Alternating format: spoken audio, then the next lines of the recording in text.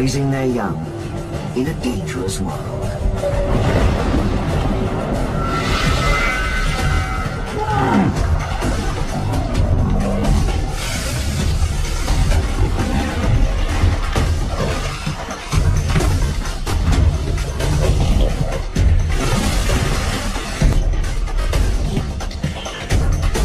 One more challenge.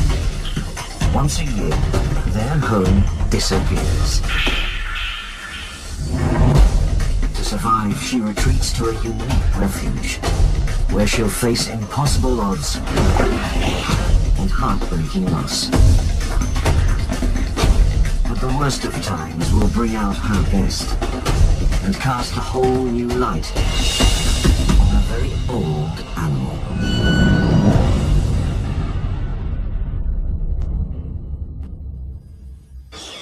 In all of Africa, Crocs may be the largest creatures that build homes.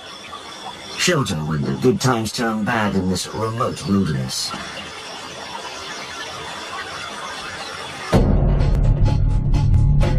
Katavi National Park in western Tanzania. A paradise 4 times the size of Hong Kong, but rarely seen by man.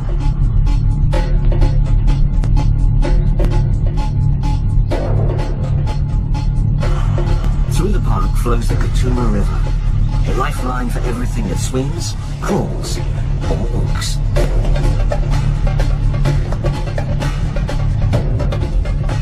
Right now, the Croc caves are underwater. It's May, the wet season.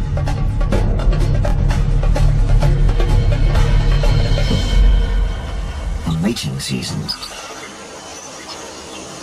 She's waiting to see who comes courting.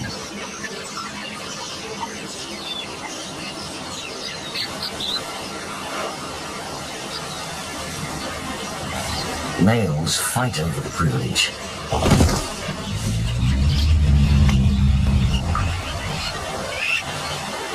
To deter rival suitors, the dominant male may use intimidation.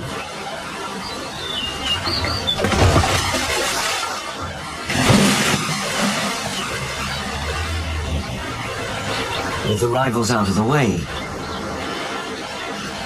he can work his charms.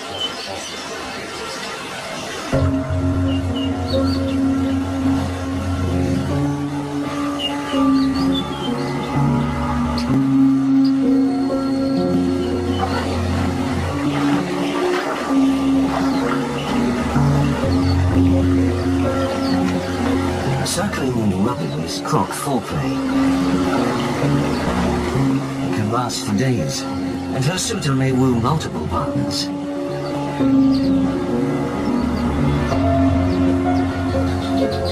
She signals she's ready.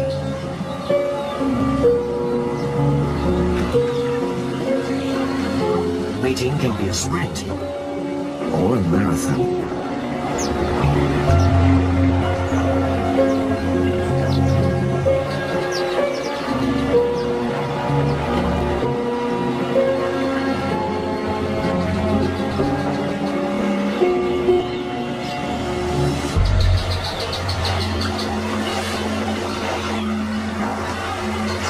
It's mating season for her too. But only one male has the right. The bull who rules the herd. He's territorial, though his turf is tiny, maybe a few 100 meters long. But he jealously guards every inch.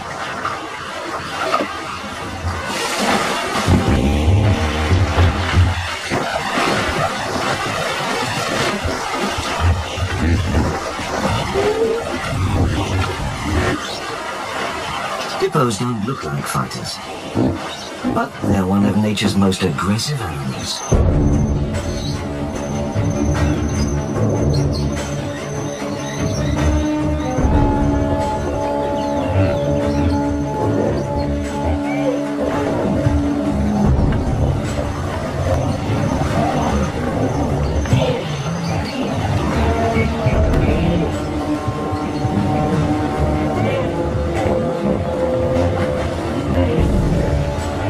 They can often settle a fight just by comparing weight and tusks, but this bout draws blood.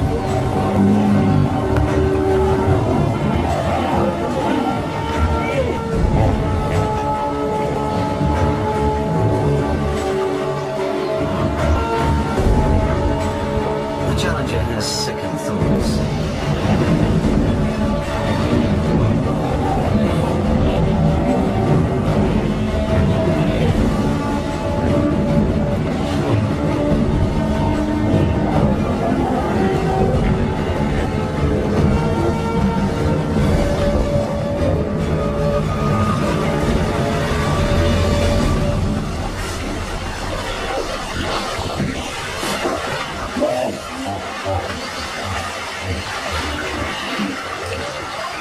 The bull claims his rules.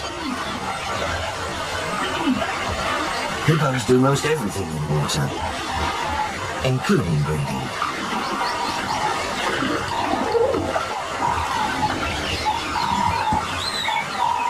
Her nostrils close to keep out water. She can hold her breath up to 5 minutes.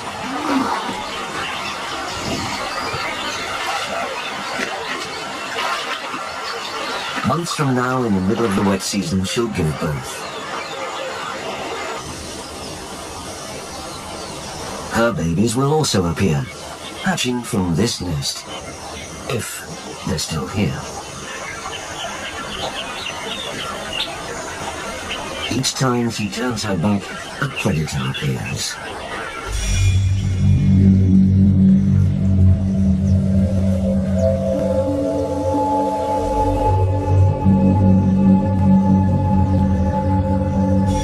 Up to half of all crocodile eggs are stolen by monitor lizards.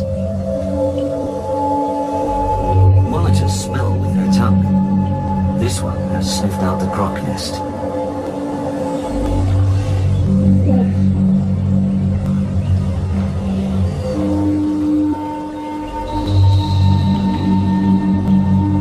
During nesting season, she's always on sentry duty.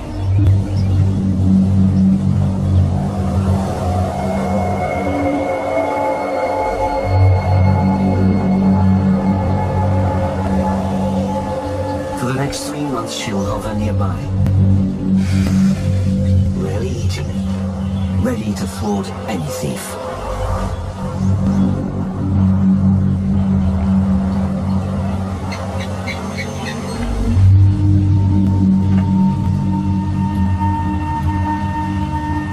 The layer of sand keeps her eggs warm. If the ground gets too hot, her wet body will cool it.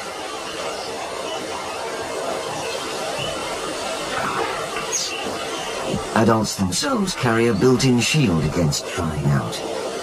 A thick, scaly hide, in places as tough as bone.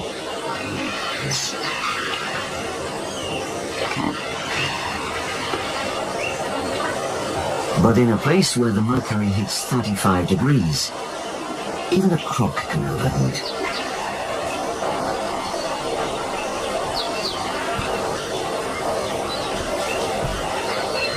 Like all reptiles, she uses her environment to regulate her temperature.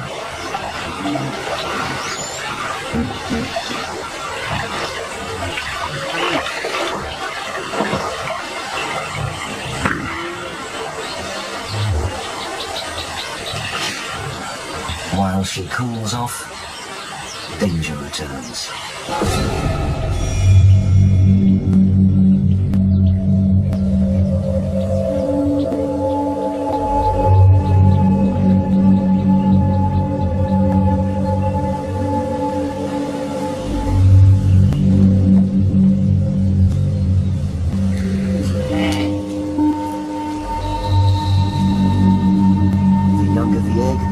The harder the shell, but one whack on a trunk does the trick.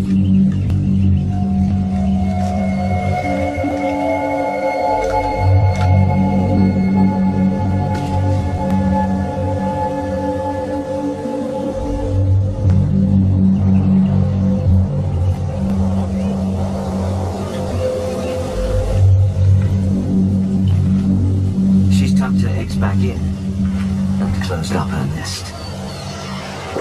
One baby gone, and more raids will come. More than 200 million years. And nature designed them so well, they've barely changed.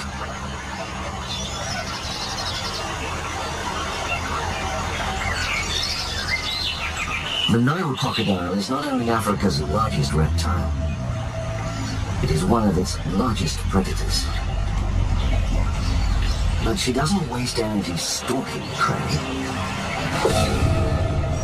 She just waits. Large mammals form part of the mother croc's diet. These neighbors don't migrate. They just graze around. When one patch thins out, impala move on to the next. The wet season is ending. The land is drying out.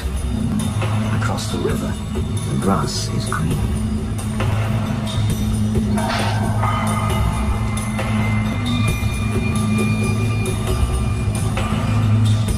Her eyes and nostrils sit on top of her head, so she can keep a low profile.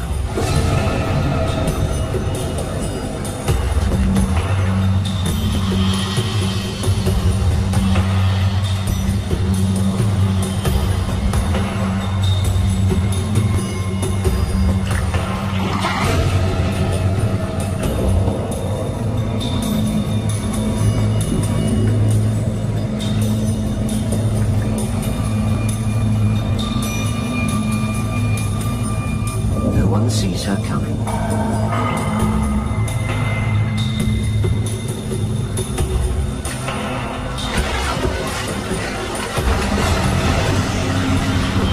Crocs have such a strong grip, they can hold prey under to drown it.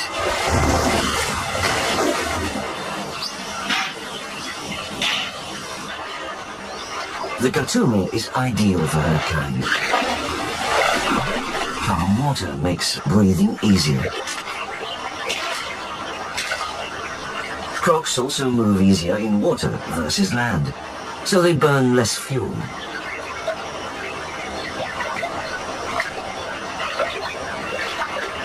In turn, the croc mother is good for the river. She helps keep the catfish down. If unchecked, they would decimate the other fish and upset the entire ecosystem of the river.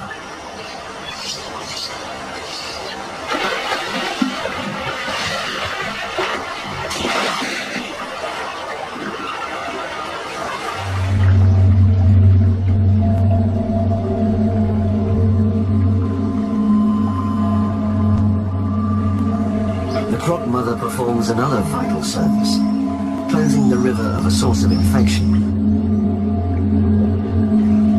Rotting flesh.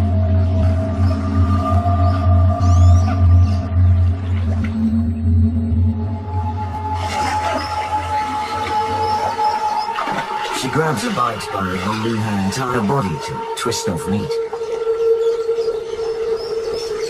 She can't chew, so she swallows her food whole. Several crocs will feast on large prey without conflict. Job well done for the sanitation squad. The Katuma is ideal for this mother too. Plenty of food for a vegetarian. And in the wet season, plenty of cover from overheating or drying out. Adult hippos are too big for most predators. They tend to die of natural causes.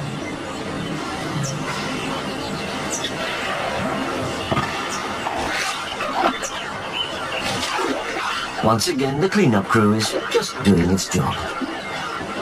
A job that others envy.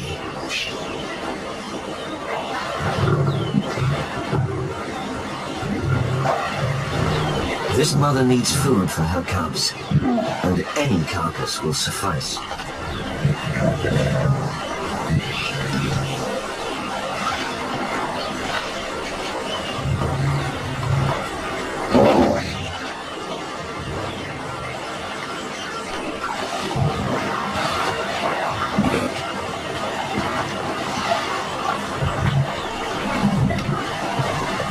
Crocs' habitat is no place for lions to feed.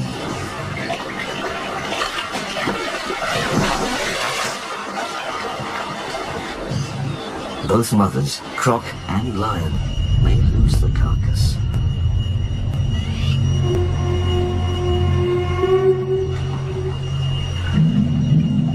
It's dangerous to get too close to a hippo. They can bite an intruder clean in two.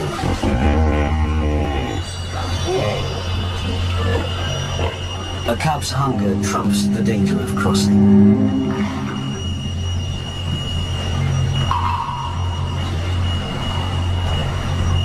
The stand.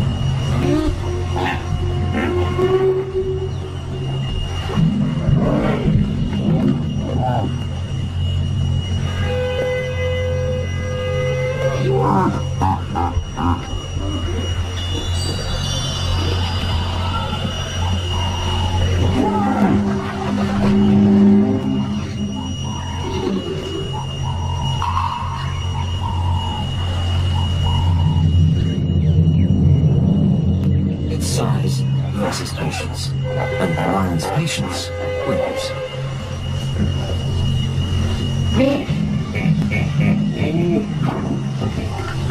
A scavenged hippo should be a free lunch, but the pride has paid dearly for their feast.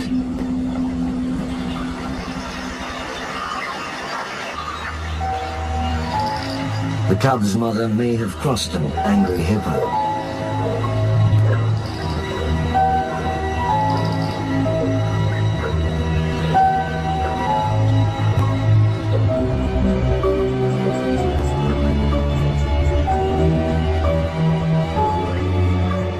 Days are over. She can't even take a drink.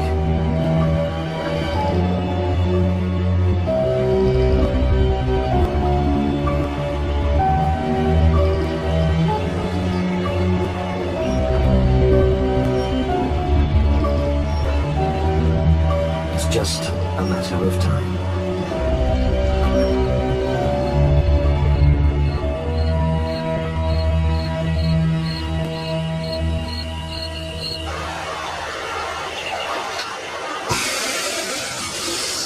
The Katuma's residents have polished off the hippo banquet.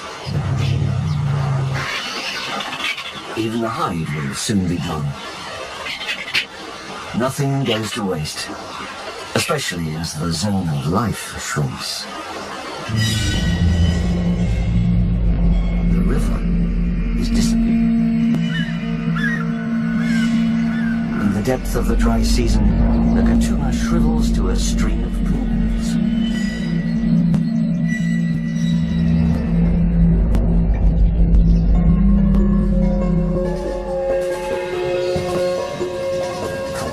Around, life converges on the last place. It pounds. Cape Buffalo cannot go more than one day without water.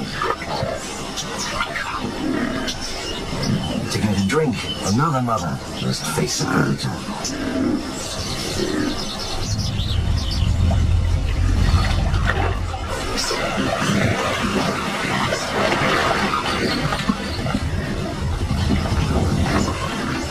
Cape buffalo are one of Africa's most dangerous animals. And they stick together. Catch one, and the rest may come after you.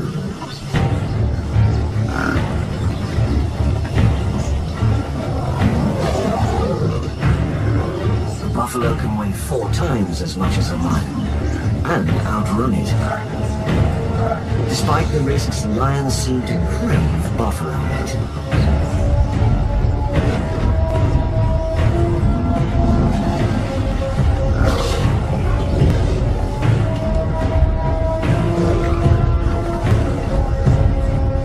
Lions usually hunt under cover of night, but when the dry season brings abundance, why wait?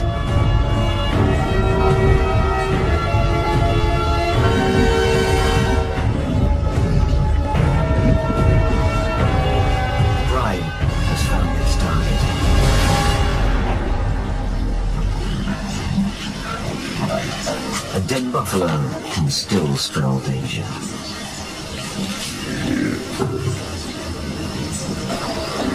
Like hippos, buffalo are sore losers.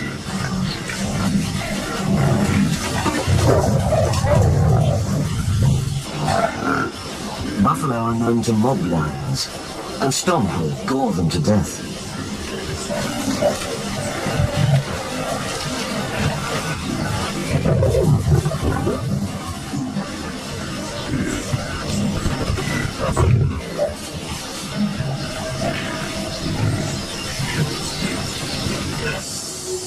In Katavi, the dry season hits bottom.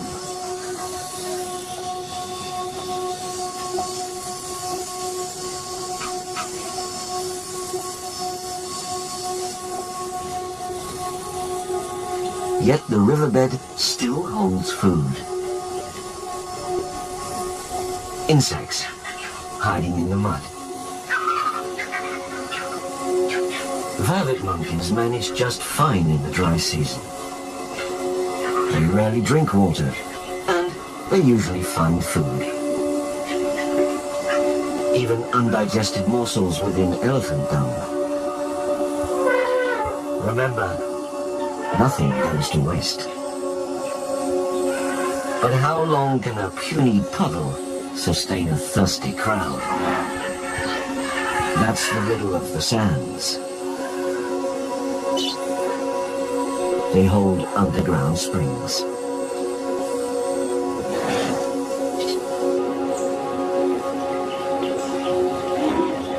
Those springs feed mud holes that sustain life through the dry season.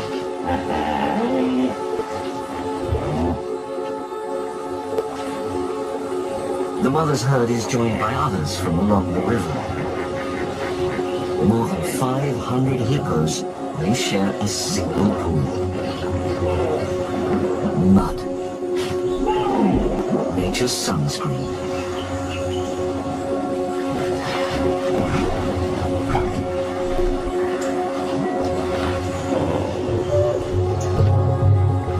The dry season has brought two mothers closer than ever, but by some strange truce, they coexist.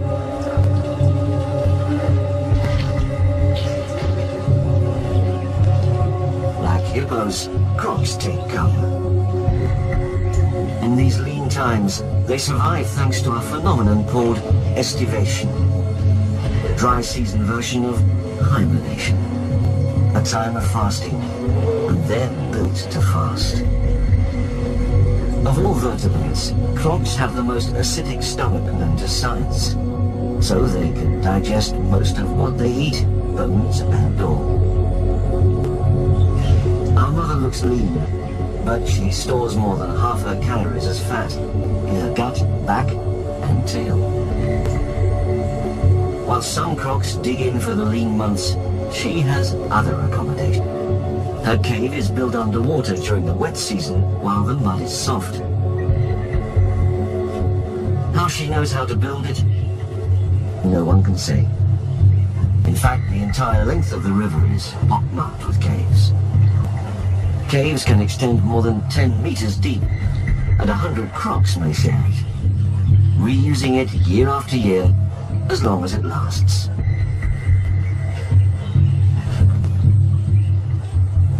With all her fat, she can go months without eating. Maybe even 2 years.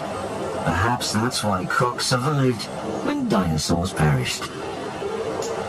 Here she waits for the clouds to burst and her eggs to hatch.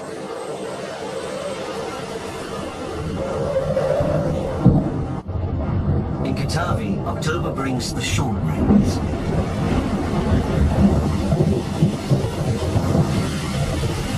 The river will take months to fill up again, but slowly, the wet season returns. So does a new life. Mother has a new baby. Hippos are one of the few mammals to give birth in water.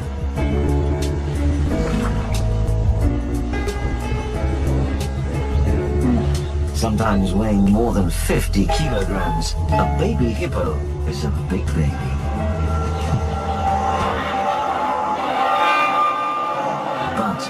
bite-sized prey.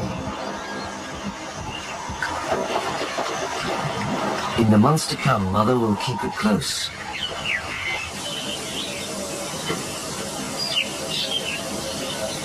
Predators are taking a toll on other offspring. The mother's eggs. Predators turn up when the croc mother turns her back. Fish eagles enjoy more than fish.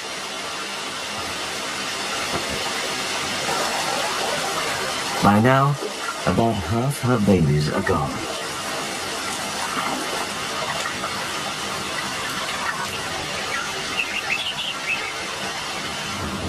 The survivors are ready to emerge.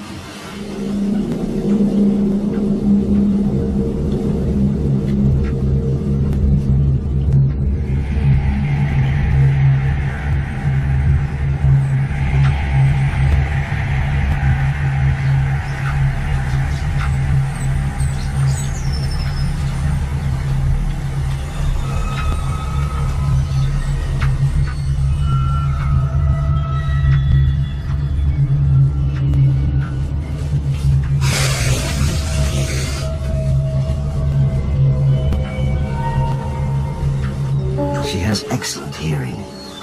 From the river, she heard her babies calling from inside their shells.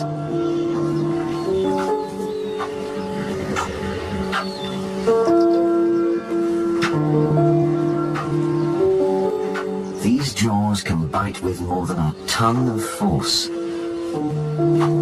but they can also gingerly collect her young.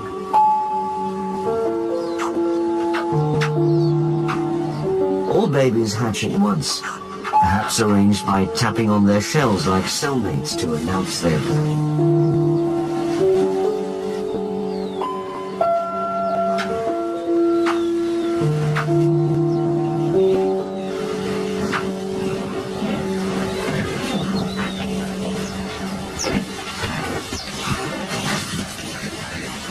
As the embryos absorb calcium, their shells weaken to make escape easier. But some need help. She'll gently roll the egg till it cracks. Her babies are so tiny they're even more vulnerable than the young hippo. If her young tried to reach the river themselves, they'd be sitting ducks. A launch ramp, well worn by hippos.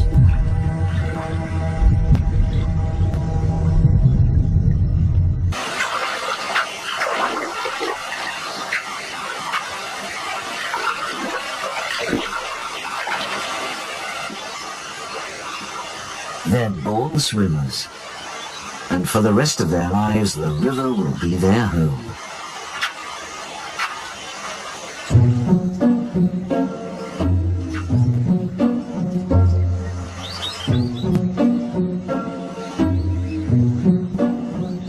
Like most youngsters, they're curious to explore their new world.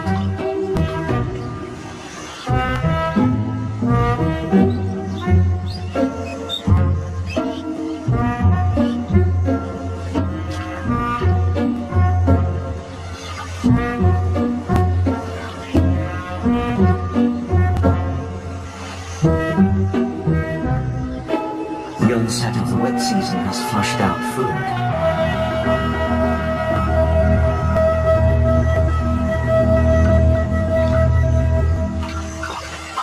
They have a lot of growing to do. Each starts life less than 30 centimeters long. It takes 3 years to reach 1 meter, still only a fourth the size of an adult. In a few months they'll venture out of shallow water. For now they stick together in their pod, guarded by their mother.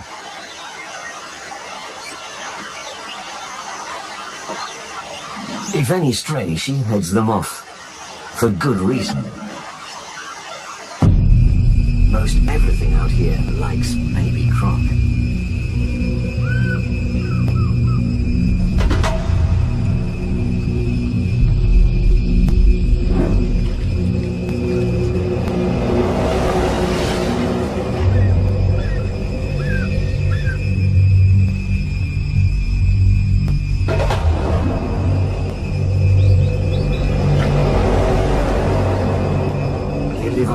constant threat of air raids. Attacks also come from the ground.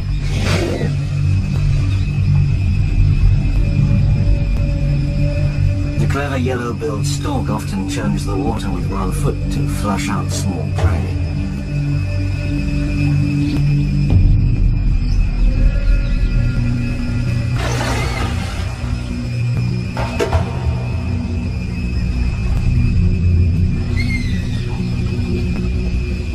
Yellow-bills can be persistent.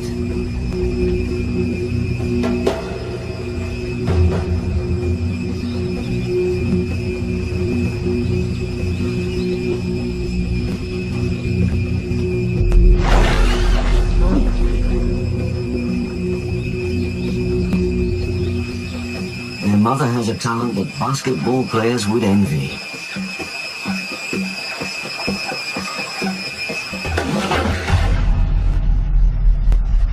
She can leap the length of her body almost straight up.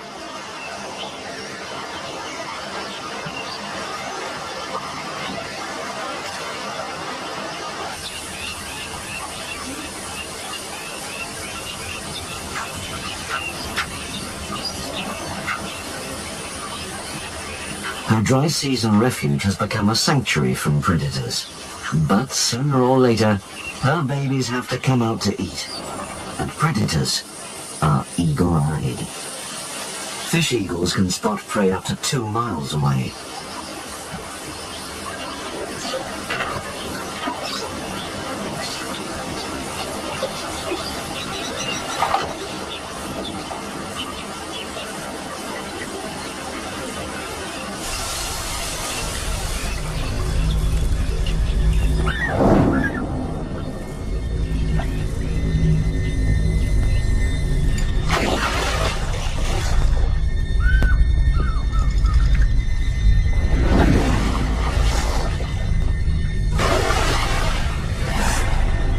Another baby gone.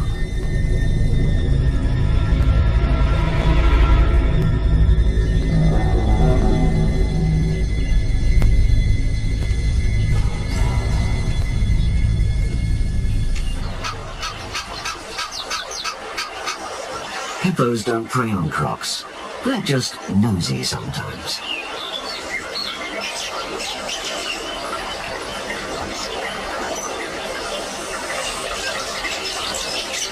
Crocs and hippos enjoy more elbow room than they did in the dry season. But with so many newborns around, the adults are too close for comfort.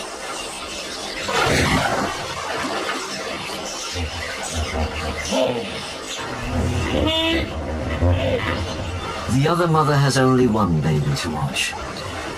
But the place that seems safest can turn deadly in an instant.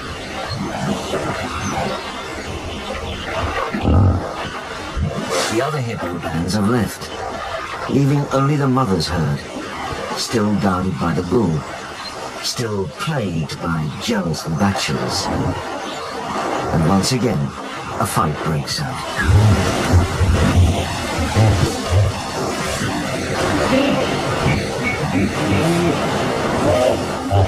The fight ends as fast as it starts. The bull signals triumph. The challenger signals defeat. The bull's tusks have left their mark. Oxpeckers cleanse wounds of rotten flesh and parasites. Nature's medics. But the bachelor isn't the only casualty. Caught in the middle, the newborn was badly gored. Who's probably fall victim most often to their own feuding adults.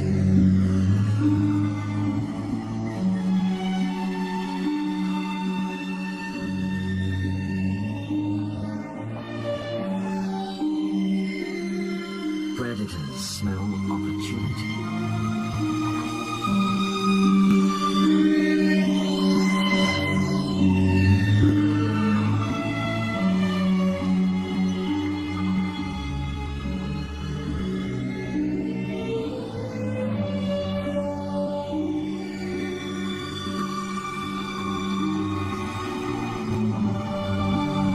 wounds. The wound is mortal.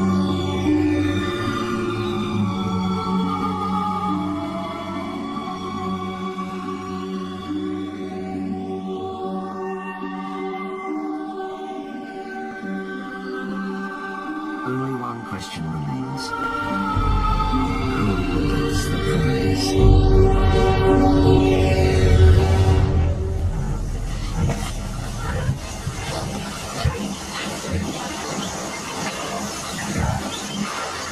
A year may pass before she mates again.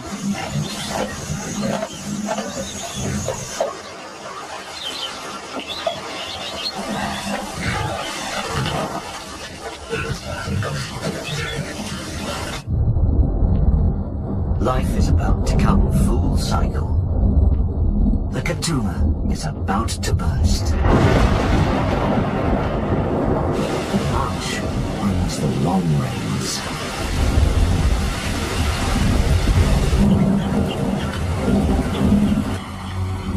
The wet season crescendos, and the river rebounds.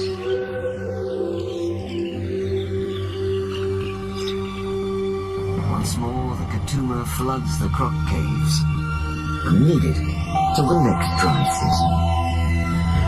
Paradise returns.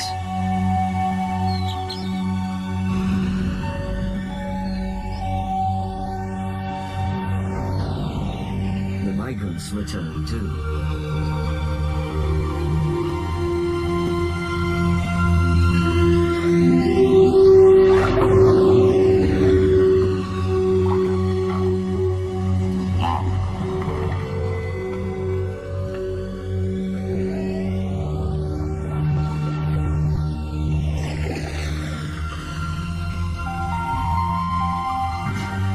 The herd is living large, and life is grand. In months, the mother will mate again and swell the herd size by one. The young Crocs have hung on, but they're swimming against a cruel tide. Only a lucky few will reach adulthood. Nature rewards survivors with longevity. Male Crocs may live to 100.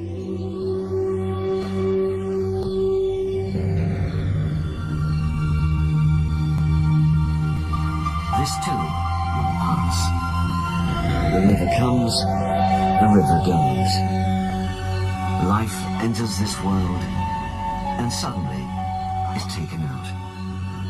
And a creature that outlived the dinosaurs takes it all in its stride, living as if it had all the time in the world.